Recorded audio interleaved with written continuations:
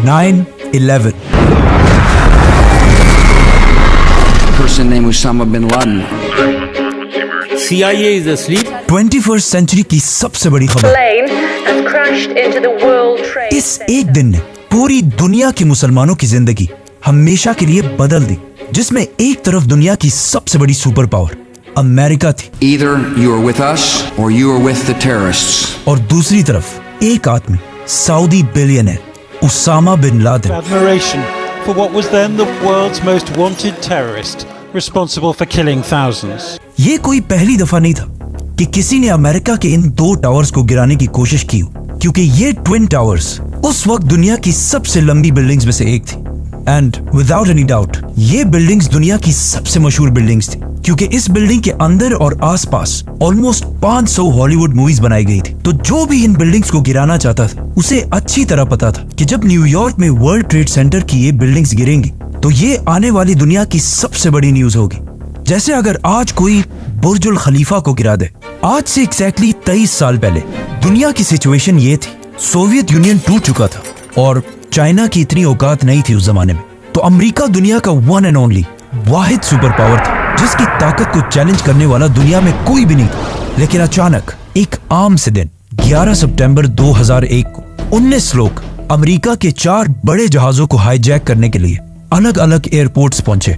America की अब तक सारी रिपोर्ट्स देखकर यही लगता है कि ये 19 में से 19 लोग मुसलमान थे और इन सब का ताल्लुक सऊदी, इजिप्ट, लेबनान और यूएई से था। हर जहाज को हाईजैक करने के लिए 5 लोगों की टीम्स बनाई गई, जिसमें हर आदमी का अपना बहुत ही इंपॉर्टेंट रोल था और इस सब के लिए वो पिछले कई महीनों से ट्रेनिंग भी हासिल कर रहे थे। तो आखिर ये 4 जहाज अपने एयरपोर्ट से रवाना हुए और जैसे ही इन जहाजों ने टेक ऑफ किया, इन 19 लोगों ने प्लेन्स को हाईजैक करने का प्लान स्टार्ट कर दिया। और प्लान के मुताबिक सिर्फ 15 मिनट हवा में रहने के बाद पहले प्लेन में मौजूद 5 हाईजैकर्स खड़े हुए और कुछ छोटी छुरियों और बॉक्स कटर्स के साथ पूरे प्लेन को बहुत तेजी से हाईजैक कर लिया और जहाज के दोनों पायलट्स को मारकर अपना बंदा मोहम्मद अता को पायलट की सीट पर बिठाया और जहाज के सारे पैसेंजर्स को पिछली साइड पर धकेल दिया और उन सारों को क्लियरली बता दिया कि अब जहाज के दोनों पायलट्स मर चुके हैं, तो ये जहाज अब सिर्फ हमारा बंदा मोहम्मद अता ही लैंड करा सकता है। जिससे सारे पैसेंजर्स चुप करके खड़े हो गए, लेकिन हाईजैकर्स कभी इस प्लेन को लैंड करना चाहते ही नहीं थे। अब जब इस जहाज का नया पायलट मोहम्मद अता पैसेंजर्स को ये बातें समझा रहा था तो उसने गलती से जहाज के एक और बटन को भी दबा दिया, जिससे वो सीधा न्यूयॉर्क के एयरपोर्ट के टावर के साथ कनेक्ट हो गया और उसने कहा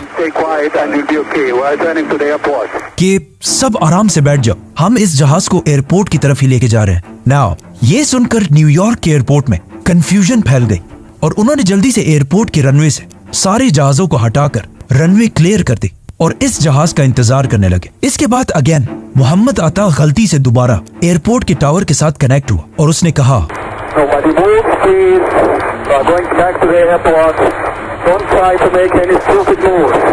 मतलब कोई इतने खतरनाक मिशन में इतना रिलैक्स कैसे हो सकता है। खैर ये जहाज पहले बोस्टन से लॉस एंजलिस की तरफ जा रहा था, जो काफी लंबा सफर है। तो मोहम्मद अता ने इस जहाज को 100 डिग्रीज टर्न किया और न्यूयॉर्क की तरफ बढ़ने लगा और जैसे ही वो न्यूयॉर्क की सिटी के करीब पहुंचा तो जहाज बहुत तेजी से अपनी हाइट से नीचे आने लगा और क्लियरली सबको ऐसा ही लग रहा था कि ये जहाज इसलिए नीचे आ रहा है ताकि ये न्यूयॉर्क के एयरपोर्ट पर लैंड कर सके। इसीलिए उधर एयरपोर्ट में भी ये देखकर सारे लोग इस जहाज का इंतजार करने लगे। बट काफी वक्त गुजरने के बाद भी जहाज नहीं पहुंचा और एयरपोर्ट में सारे लोग कंफ्यूज थे कि आखिर ये जहाज गया कहाँ। तो आखिर किसी ने आकर उन्हें बताया कि ये जहाज वर्ल्ड ट्रेड सेंटर की बिल्डिंग से क्रैश कर चुका है।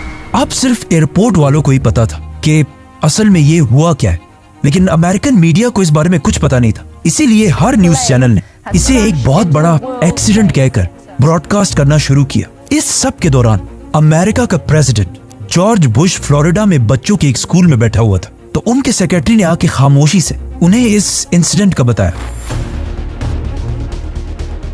तो उनका भी फर्स्ट रिएक्शन यही था कि ये कोई एक्सीडेंट ही होगा। नाउ पहले जहाज को टेक ऑफ के सिर्फ 15 मिनट बाद हाईजैक किया गया था, लेकिन दूसरे जहाज को बिल्कुल पहले जहाज की तरह ही 30 मिनट बाद हाईजैक किया गया और जहाजों को हाईजैक करने की ये टाइमिंग्स भी पहले से प्लान थी। मतलब जो भी इन हमलों के पीछे था वो चाहता था कि दूसरे जहाज को क्रैश होते हुए पूरी दुनिया देख सके। मरवान अल शेही, जिसकी उम्र सिर्फ 23 साल थी, अपने साथियों के साथ दूसरे प्लेन को भी हाईजैक करके पायलट की सीट पर बैठ गया और अगेन प्लेन को लॉस एंजलिस के बजाय न्यूयॉर्क की तरफ मोड़ दिया। अब जब पूरी दुनिया के न्यूज चैनल्स अपने नॉर्मल प्रोग्राम्स छोड़कर पहले जहाज के क्रैश को दिखा रहे थे और इसे एक बहुत बड़ा एक्सीडेंट कह रहे थे, उसी टाइम पूरी दुनिया के सामने दूसरा जहाज फुल स्पीड आकर वर्ल्ड ट्रेड सेंटर के दूसरे टावर से टकरा गया, जिसे देखकर पहले तो लोग थोड़ा कंफ्यूज हुए, लेकिन फिर आहिस्ता आहिस्ता सबको समझ आ गई कि ये सब कोई एक्सीडेंट नहीं बल्कि हमला था। और अगेन अमेरिकन प्रेसिडेंट के सेक्रेटरी ने आके उनके कान में दोबारा ये बात बताई और कहा, mister president, America is under attack. इसके बाद American army full high alert हुई और मुल्क के सारे जहाजों को लैंड करने का हुक्म दिया।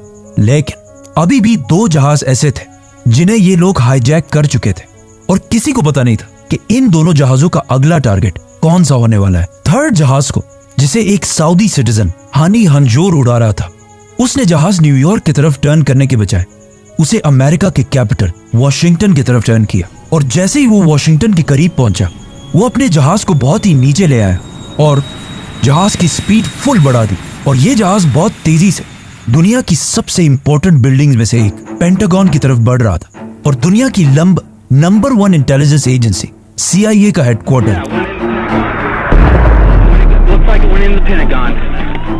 इस जहाज के पेंटागन पर क्रैश होने के बाद पूरी दुनिया वर्ल्ड ट्रेड सेंटर को छोड़कर पेंटागन की क्लिप्स दिखाने लगा।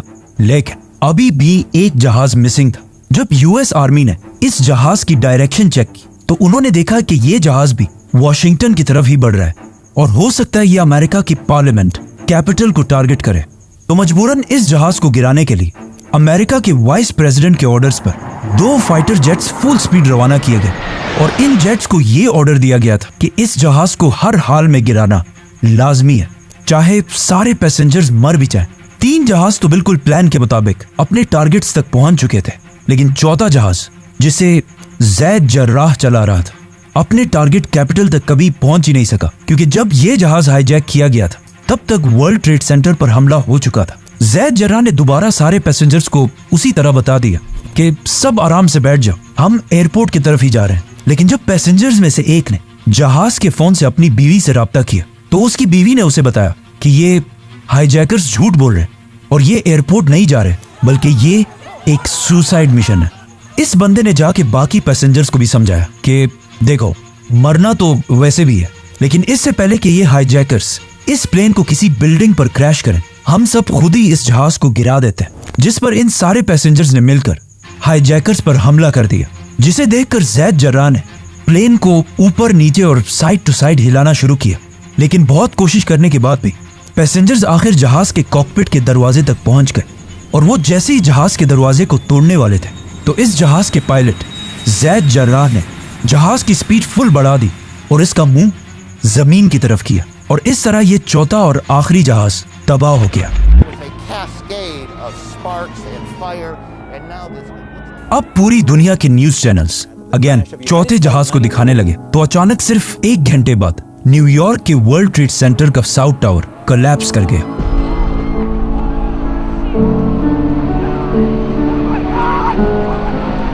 और इसमें तकरीबन 1000 लोग हलाक हुए और इसके कुछ ही देर बाद दूसरा टावर भी गिर गया और उसमें भी 1600 लोग हलाक हुए। ओवरऑल 9/11 के इन 4 हमलों में 3000 लोग मारे गए, जिनमें से 200 लोग तो सिर्फ ऐसे थे जिन्होंने इन बिल्डिंग में लगी आग की वजह से वर्ल्ड ट्रेड सेंटर के टॉप फ्लोर से छलांग लगाकर मरे थे। लेकिन इन हमलों के कुछ ही दिन बाद मोहम्मद अता, जो इस सारे प्लान का लीडर था, उसके वालिद का एक इंटरव्यू सामने आया जिसमें उसने ये सब मानने से इनकार कर दिया और सारा मलबा इजराइल की इंटेलिजेंस एजेंसी मोसाद पर डाल दिया और कहा कि इस्लाम में ऐसे किसी अटैक की इजाजत है ही नहीं। और इस तरह तीसरे और चौथे जहाज के पायलट्स के माँ बाप ने भी अमेरिका के रिपोर्ट्स मानने से इनकार कर दिया। और अगर इन अटैकर्स की फैमिलीज को देखा जाए तो ये कोई आम गरीब लोग नहीं थे, बल्कि ये सारे अटैकर्स बहुत ही वेल ऑफ रिच फैमिलीज से थे। 9/11 का ये हमला इतना बड़ा था कि इस हमले के 100 दिन बाद तक न्यूयॉर्क में हर तरफ धूल फैली हुई थी और इन तबाह हुई बिल्डिंग्स के मलबे को साफ करने के लिए भी ऑलमोस्ट $1 बिलियन लगे थे। लेकिन फिर भी वर्ल्ड ट्रेड सेंटर के गिरने से अमेरिका को इतना नुकसान नहीं हुआ। असल नुकसान इन बिल्डिंग से थोड़ी सी दूरी पर एक दूसरी बिल्डिंग में हुआ जिसे लोग हमेशा भूल जाते हैं, और वो बिल्डिंग थी New York stock exchange. Global markets got absolutely hammered as these events. इन हमलों के बाद अमेरिका की मार्केट्स में पैनिक फैल गया और अमेरिका की स्टॉक एक्सचेंज क्रैश करने लगी और ऑलमोस्ट सारे कंट्रीज के स्टॉक्स गिरने लगे, जिसमें सबसे बड़ा नुकसान उठाया वॉरेन बफे की कंपनी बर्कशायर हैथवे ने। और कहा जाता है कि इन हमलों से अमेरिका को 1.4 ट्रिलियन डॉलर्स का नुकसान हुआ और अमेरिका की जीडीपी जो इससे पहले 4 और 5% पर ग्रो कर रही थी, 2001 के हमलों के बाद 1% से भी नीचे आ गई। लेकिन अब जब स्टॉक एक्सचेंज में सारी कंपनीज के स्टॉक्स नीचे जा रहे थे, तो कुछ कंपनीज दरमियान में ऐसे भी थी जिन्होंने इन हमलों से नुकसान की बजाय बहुत ज्यादा प्रॉफिट किया और इन कंपनीज के शेयर्स ऊपर जाने लगे। और ये कंपनीज थी वॉर कंपनीज, गन्स बनाने वाली कंपनीज, फाइटर जेट्स और टैंक्स बनाने वाली कंपनीज। अमेरिका के ऑलमोस्ट सारे इन्वेस्टर्स अपने पैसे इन कंपनीज में इन्वेस्ट करने लगे। और ये लोग ऐसा क्यों कर रहे थे? क्योंकि सबको पता था कि अमेरिका अब इन 9/11 के बदला लेने में एक बहुत बड़ी जंग शुरू करेगा, जिसकी वजह से पूरी दुनिया गौर से अमेरिकन प्रेसिडेंट जॉर्ज बुश की तरफ देख रही थी कि आखिर किसने और क्यों दुनिया की इतनी बड़ी सुपर पावर अमेरिका के साथ ऐसा करने की जुर्रत की है। और पूरा अमेरिका गुस्से से भरा हुआ था। इन हमलों के कुछ ही दिन बाद जॉर्ज बुश आखिर पूरी दुनिया के सामने आए और सबको बताया कि इन हमलों के पीछे कोई मुल्क या गवर्नमेंट नहीं थी, बल्कि ये एक टेररिस्ट अटैक था। और इन अटैक्स के पीछे सिर्फ एक ही ऑर्गेनाइजेशन थी, अल कायदा। A person named Osama bin Laden are linked to many other organizations in different countries. और उसका leader Osama bin Laden, States. Al-Qaeda released the video after its arrival. जो इस सबसे बहुत दूर आराम से अफगानिस्तान में बैठा हुआ था। नाउ अब जब पूरी दुनिया उसामा बिन लादेन को इन हमलों के लिए ब्लेम कर रही थी, तो उसामा बिन लादेन सामने आए और अल जजीरा को इंटरव्यू देकर कहा कि मेरा इन हमलों से कोई ताल्लुक नहीं है। लेकिन उन्होंने कुछ बाकी बयान भी ऐसे दिए जिसकी वजह से पूरी दुनिया के लोग कंफ्यूजन में थे कि ये इसने किया है या नहीं किया। इन हमलों के बाद सिर्फ उसामा ही नहीं बल्कि पूरी दुनिया के मुसलमान और स्कॉलर्स सामने आए और इन हमलों की सख्त मुखालफत की, क्योंकि अगर किसी ने भी रसूलुल्लाह सल्लल्लाहु अलैहि वसल्लम की जिंदगी के बारे में पढ़ा हो तो उसे पता होगा कि आप सल्लल्लाहु अलैहि वसल्लम हर जंग से पहले मुसलमानों को ये ऑर्डर्स दिया करते थे कि जंग के दरमियान भी किसी औरत, बच्चे, बूढ़े और इवन दरख्तों को भी नहीं काटना और फार्मर्स और दूसरे रिलीजन के प्रीस्ट को भी नहीं मारना, सिर्फ उनसे लड़ना जो तुमसे लड़े। मतलब इतने सॉफ्ट स्पोकन और हमेशा माफ करने वाले प्रॉफिट मोहम्मद सल्लल्लाहु अलैहि वसल्लम के रिलीजन के नाम पर कोई कैसे ऐसे कर सकता था? इसीलिए इन हमलों के बाद OIC, मुसलमानों की सबसे बड़ी ऑर्गेनाइजेशन, सामने आई और उसने भी 9/11 के इन हमलों की मुखालफत की। और उनके अलावा मक्का के ग्रैंड मुफ्ती ने भी ये बयान दिया कि ये हमले इस्लाम के खिलाफ हैं। और इवन अमेरिका के दुश्मन समझे जाने वाले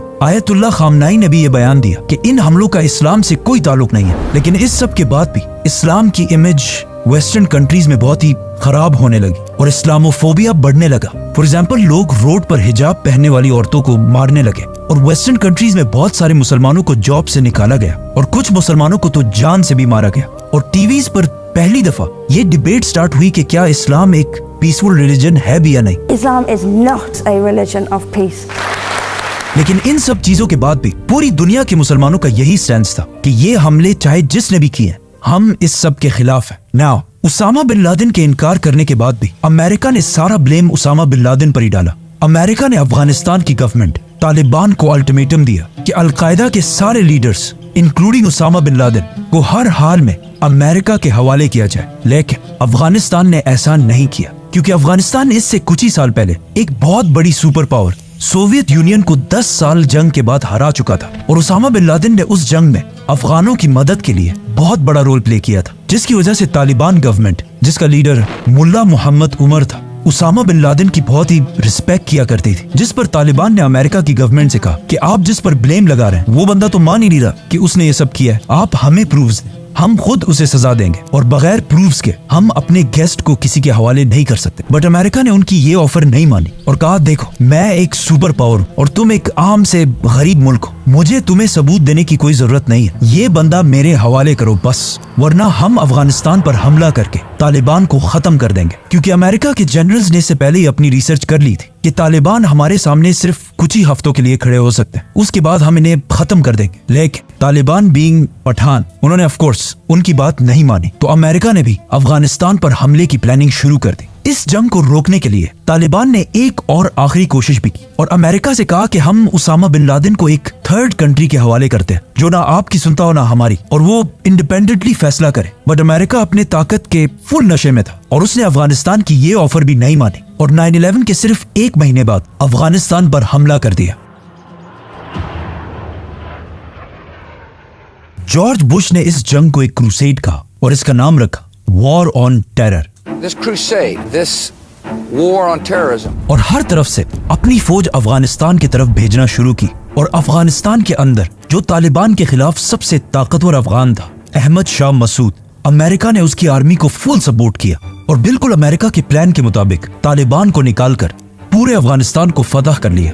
लेकिन ये सब करने के दरमियान अमेरिका के रास्ते में एक बहुत बड़ा हर्डल था, मीडिया और स्पेशली अल जजीरा, क्योंकि पूरी दुनिया का मीडिया अब तक सिर्फ अमेरिका की साइड ही दिखा रहा था, लेकिन अल जजीरा वाहिद चैनल था जो दोनों साइड्स को दिखा रहा था, अमेरिकन साइड और अफगान साइड। अल जजीरा ने अपने टीवी पर ऐसे वाकयात भी दिखाए जिसमें अमेरिकन जेट सिर्फ तालिबान को नहीं बल्कि सिविलियंस को भी टारगेट कर रहे थे, जिसे अब तक बाकी सारे चैनल्स BBC, CNN वगैरह नहीं दिखा रहे थे। तो इस पर अमेरिका की फौज को बहुत गुस्सा आया और उन्होंने अफगानिस्तान पर हमले के सिर्फ 4 हफ्ते बाद काबुल में अल जजीरा के हेडक्वार्टर को अपने एक जहाज से उड़ा दिया ताकि अल जजीरा वहां रिपोर्टिंग ना कर सके, और इवन इनके एक कैमरामैन को दुनिया के सबसे खतरनाक प्रिजन ग्वांतनामो बे भेजा ताकि इन सब चीजों से अल जजीरा का मुंह बंद हो सके।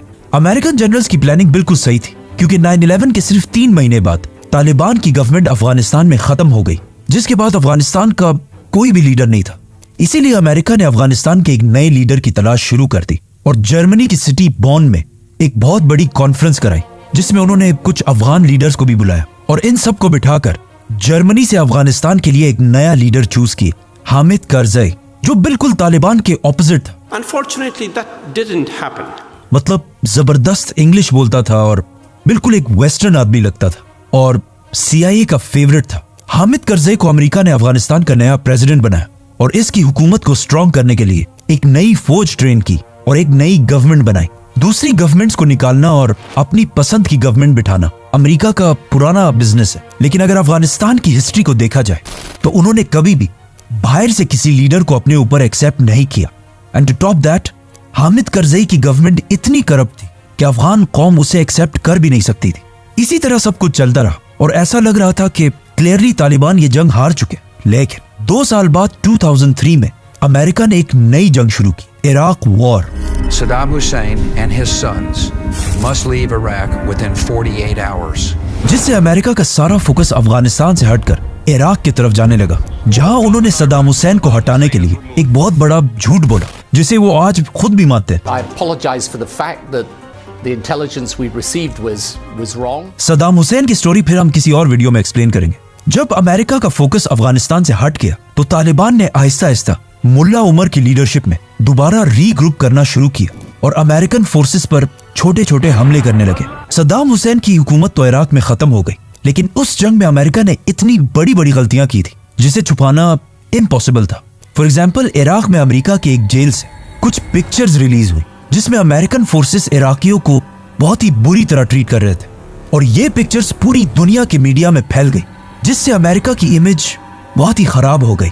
और उधर अफगानिस्तान में तालिबान ने भी ये इमेज यूज करके अफगानों को ये समझाने की कोशिश की कि देखो ये सब कुछ होता है अमेरिका के जेलों में। इराक के इन जुल्मों की वजह से जब बुश इराक विजिट करने गए तो वहां उन्हें जूते भी मारे गए। इस सब से अमेरिका की इमेज इराक में ही नहीं बल्कि अफगानिस्तान में भी खराब हुई और तालिबान दोबारा मजबूत होने लगे। इसके अलावा तालिबान की मजबूती का एक रीजन ये भी था कि अफगानिस्तान बहुत ही एक ट्राइबल सोसाइटी है और जब भी अमेरिकन फौज किसी एक अफगान को मारती थी उसका सारा खानदान और कबीला तालिबान के साथ जाकर मिल जाता था। तो इस तरह अफगानों को मारने से तालिबान कमजोर होने के बजाय और स्ट्रॉन्ग होते जाते थे और इनके नंबर्स भी पहले से बहुत ज्यादा बढ़ चुके थे। नाउ एज वी सेड कि इससे पहले उसामा बिन लादेन ने 9/11 के हमले में इन्वॉल्व होने से इनकार कर दिया था, लेकिन 2004 की यूएस इलेक्शन से पहले उसामा बिन लादेन की एक वीडियो सामने आई जिसमें उसने अमेरिकन को मुखातिब करके 9/11 की पूरी जिम्मेदारी एक्सेप्ट की। और इस वीडियो में उसामा बिन लादेन ने उन 19 लोगों के लिए दुआएं भी की जिन्होंने 9/11 किया था, और अमेरिका को एक वार्निंग भी दी कि वो दोबारा भी ऐसा कर सकता है। मतलब उसामा बिन लादेन ने 9/11 के 3 साल बाद उसकी पूरी जिम्मेदारी उठा ली। इस स्पीच के बाद जॉर्ज बुश दोबारा अमेरिका की पॉलिटिक्स में मजबूत हो गया और कुछ ही अरसे बाद इलेक्शंस जीत गया। और इलेक्शन जीतने के बाद उसने दोबारा फौजों को अफगानिस्तान में उसामा बिन लादेन के पीछे भेजा। लेकिन फिर भी अगले 4 साल तक ना उसामा बिन लादेन मिल सका और ना अफगानिस्तान फतह हो सका और ना तालिबान खत्म हो सके। अफगानिस्तान की ये जंग जो सिर्फ कुछ हफ्तों के लिए थी, 9/11 के बाद 10 साल तक जारी रही। और अब जॉर्ज बुश के बाद अमेरिका का नया प्रेसिडेंट भी आ चुका था, बराक ओबामा। ओबामा ने आते ही इस जंग को अपने वादों के मुताबिक कम करने की बजाय और भी बढ़ा दिया और भी ज्यादा फौज अफगानिस्तान की तरफ भेजी, जिससे वहां अमेरिकन फौज की तादाद 1 लाख से भी बढ़ गई। और उसी के साथ ओबामा ने ड्रोन अटैक्स और एयर स्ट्राइक्स को भी बढ़ा दिया। और उसी की हुकूमत में आखिर 9/11 के 10 साल बाद 2011 में अमेरिका को आखिर एक टारगेट मिला उसामा बिन लादेन के बारे में, जो अफगानिस्तान में नहीं बल्कि पाकिस्तान में छुपा हुआ था। अब इस वाकये के 2 वर्जन, एक तो अमेरिका और पाकिस्तान का वर्जन और दूसरा कुछ सीनियर जर्नलिस्ट का वर्जन। उसामा बिन लादेन अपने 3 बीवियों, बच्चों और ग्रैंड चिल्ड्रन के साथ पिछले कई साल से पाकिस्तान की सिटी एबटाबाद में रह रहा था, जहां अमेरिका ने खुद ही ऑपरेशन करके उसे ढूंढा और फिर उसे मार दिया, जिसका पाकिस्तान की आर्मी और गवर्नमेंट को बिल्कुल भी पता नहीं था। लेकिन कुछ सीनियर जर्नलिस्ट जैसे कि सीमोर हर्ष के मुताबिक अमेरिका ने उसामा बिन लादेन को पकड़ने के लिए $25 मिलियन रखी थी। इसीलिए पाकिस्तान आर्मी के एक रिटायर्ड कर्नल इकबाल सईद खान ने इन पैसों के लिए उसामा बिन लादेन की लोकेशन अमेरिका के CIA तक पहुंचाई। और इस खबर को कंफर्म करने के लिए अमेरिका ने एबटाबाद में शकील अफरीदी के साथ एक फेक वैक्सीन कैंपेन शुरू की और एबटाबाद के इस घर को हर तरफ से स्कैन करने लगा। अमेरिकन ड्रोन्स और सैटेलाइट ने भी इस घर को 24 घंटे रिकॉर्ड करना शुरू किया। और अचानक एक दिन उन्होंने इस घर के लॉन में एक 6 फुट के आदमी को वॉक करता हुआ देखा। इससे और कुछ बाकी चीजों से अमेरिका ने अंदाजा लगाया कि हो सकता है यही उसामा बिन लादेन। CIA ने उसामा पर हमले से पहले कुछ पाकिस्तानी एजेंट्स इस घर के पास भेजे, जिन्होंने जाकर वहां के सारे दरख्त काट दिए ताकि अमेरिका के हेलीकॉप्टर्स आराम से लैंड कर सके। और फिर आखिर 2 मई 2011 को प्रेसिडेंट ओबामा के ऑर्डर्स पर अफगानिस्तान के शहर जलालाबाद से 2 हेलीकॉप्टर्स रात के टाइम में उसामा बिन लादेन को मारने के लिए एबटाबाद की तरफ रवाना हुए, जिसका पाकिस्तान आर्मी को बिल्कुल पता नहीं था। और वहां अमेरिका में ओबामा और उसके मिनिस्टर्स ये सब कुछ लाइव देख रहे थे। ये हेलीकॉप्टर्स उसामा बिन लादेन के घर में लैंड हुए और सिर्फ 40 मिनट के ऑपरेशन के बाद उसामा बिन लादेन को मार दिया और उसकी बॉडी को अपने साथ वापस अफगानिस्तान ले गए, जहां उसका DNA टेस्ट करके ये कंफर्म किया गया कि यही उसामा बिन लादेन है। और फिर उसकी डेड बॉडी की पिक्चर्स लेकर उसामा बिन लादेन की लाश को समंदर में फेंक दिया। अमेरिकन आर्मी के मुताबिक उन्होंने उसकी बॉडी को समंदर में इसलिए फेंका और उसे जमीन पर इसलिए नहीं दफनाया क्योंकि ऐसा ना हो कि कोई आगे जाकर उसकी कब्र पर एक बहुत बड़ा श्राइन, मजार बना दे। CIA ने उसामा बिन लादेन की लाश की पिक्चर्स US प्रेसिडेंट ओबामा को भेजी, लेकिन उन्होंने इसे रिलीज करने से इनकार कर दिया। The United States has conducted an operation that killed Osama bin Laden, the leader of Al-Qaeda. Pakistan में बहुत सारे लोग आज भी ऐसे हैं जो उसामा बिन लादेन के एबटाबाद में होने को नहीं मानते और कहते हैं ये बहुत बड़ी एक कोई गेम या साजिश है। लेकिन ये बिल्कुल गलत है, क्योंकि एबटाबाद के इस ऑपरेशन के कुछ ही दिनों बाद अल-कायदा ने अपने सीक्रेट वेबसाइट्स पर उसामा बिन लादेन की डेथ को एक्सेप्ट किया और कहा कि हम इसका बदला जरूर लेंगे, जिसके बाद तालिबान ने भी उसकी डेथ को एक्सेप्ट किया। और इवन उसामा बिन लादेन के अपने बेटे हमजा बिन लादेन ने भी इस बात को सही कहा। तो जब अमेरिका और अल-कायदा दोनों इस बात को मान रहे तो पाकिस्तानियों को क्या मसला है? नाउ उसामा बिन लादेन के 5 बीवियों से उनके 11 बेटे थे और उसका बड़ा बेटा अब्दुल्ला बिन लादेन आज भी सऊदी अरब के सिटी जद्दा में खामोशी से अपना बिजनेस चला रहा है, लेकिन उसकी हर मूवमेंट को सऊदी गवर्नमेंट बहुत केयरफुली नोट करती है। उसामा बिन लादेन का दूसरा बेटा उमर बिन लादेन, जो पब्लिकली अपने बाप और उसके मिशन को गलत कहता है, और उसने अपने बाप उसामा बिन लादेन के खिलाफ एक किताब भी लिखी है। उसामा बिन लादेन का तीसरा बेटा साद बिन लादेन, जो एक जमाने में अपने बाप का राइट हैंड हुआ करता था और उसामा उसे अपने बाद अल-कायदा का नया लीडर भी बनाना चाहता था, लेकिन उसके इस बेटे साद बिन लादेन को उसामा बिन लादेन से पहले ही 2009 में मार दिया गया।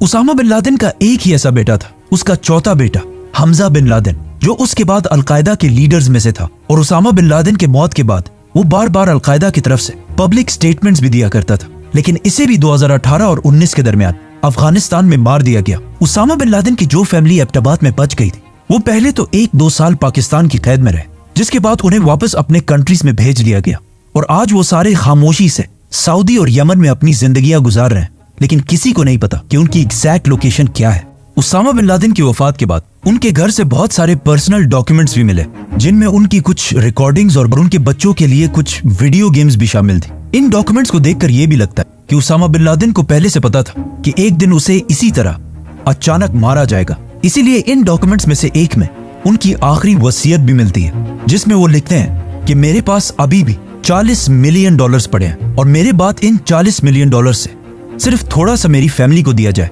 और बाकी सब अल-कायदा को दिया जाए। नाउ अब जब उसामा बिन लादेन को मार दिया गया था और अमेरिका जिस काम के लिए अफगानिस्तान आया था वो पूरा हो चुका था, तो चाहिए तो ये था कि वो अफगानिस्तान को छोड़कर वापस चला जाए, पर उन्होंने ऐसा नहीं किया और अगले 10 साल तक अफगानिस्तान में बैठे रहे।